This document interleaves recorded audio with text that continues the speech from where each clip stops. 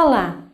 Nesta videoaula farei uma breve exposição dos principais conceitos e movimentos da Unidade 2.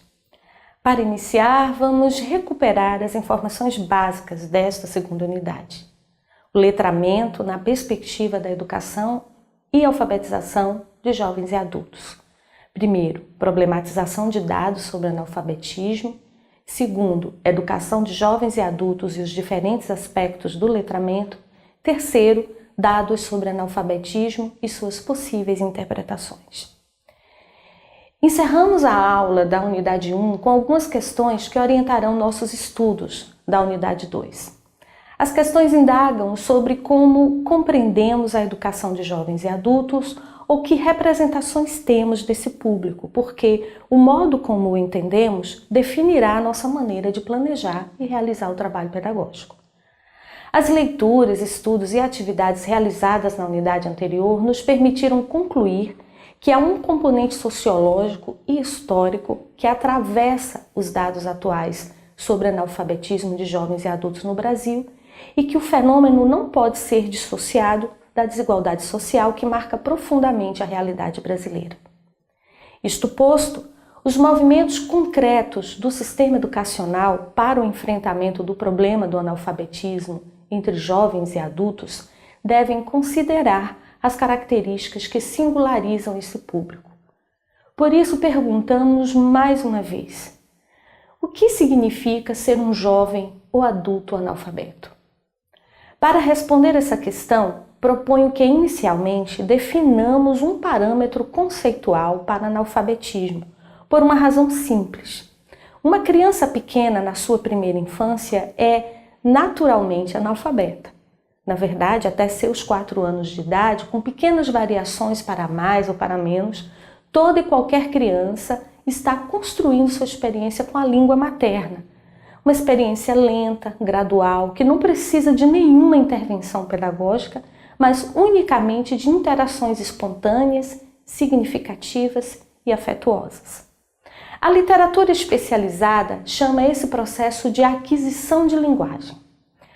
A alfabetização normalmente ocorre após a aquisição da língua falada e requer algum tipo de intervenção pedagógica, porque a língua escrita é um dado da cultura. Por outro lado, nenhum jovem ou adulto nas sociedades modernas tem no analfabetismo um dado da natureza. No entanto, mesmo sem o domínio da leitura e da escrita, os indivíduos adultos estão em constante e significativa interação.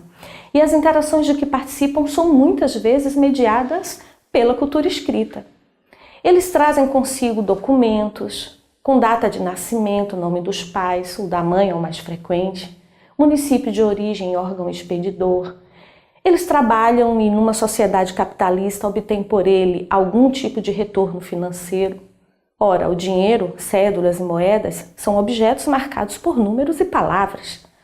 Os jovens e adultos também usam algum tipo de transporte público, vão ao médico, recebem um receituário com seu nome e o nome de algum medicamento e orientação de uso, vão ao mercado, procuram por determinados produtos, se informam sobre os preços, peso, volume, procuram por promoções. Há tanto a dizer sobre o que os jovens e adultos fazem numa cultura marcada pela cultura escrita, não é mesmo? Assim, perguntamos mais uma vez, o que significa ser um jovem ou adulto analfabeto? Pois agora, claro está que o termo analfabetismo não significa a mesma coisa para crianças e para adultos.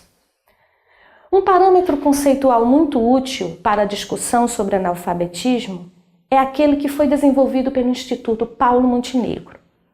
Trata-se do indicador de alfabetismo funcional, uma escala com descritores desenvolvida para mensurar o nível de alfabetismo da população brasileira entre 15 e 64 anos, avaliando suas habilidades e práticas de leitura, de escrita e de matemática aplicadas ao cotidiano.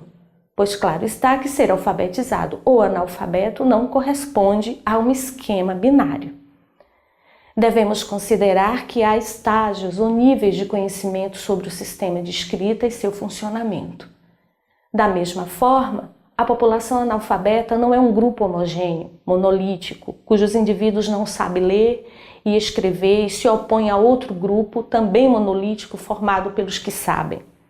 Mais que isso, e agora eu cito o glossário Ceale, o verbete analfabetismo, um dos seus termos, alfabetização e leitura escrita. Abre aspas.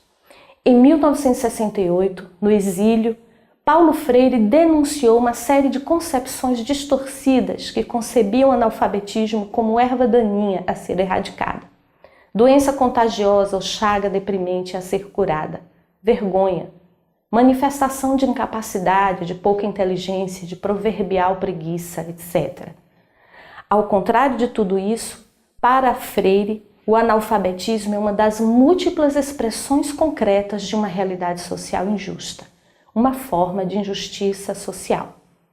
É no emaranhado complexo desses múltiplos fatores que então devemos acionar o conceito de letramento, o mote da terceira unidade, o seu eixo organizador. Na verdade, os significados da experiência e das relações entre os indivíduos e a cultura escrita são sempre únicos, singulares. Nós que lidamos com a educação escolar e seus processos de ensino-aprendizagem é que precisamos manejar algumas generalizações e agrupamentos a partir de categorias como faixa etária, seriação, progressão curricular, avaliação.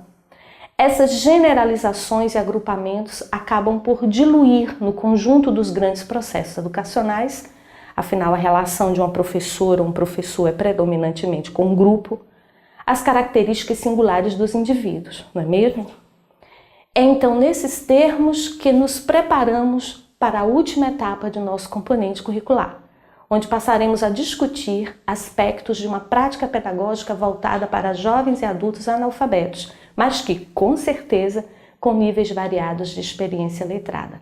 Bons estudos e até breve!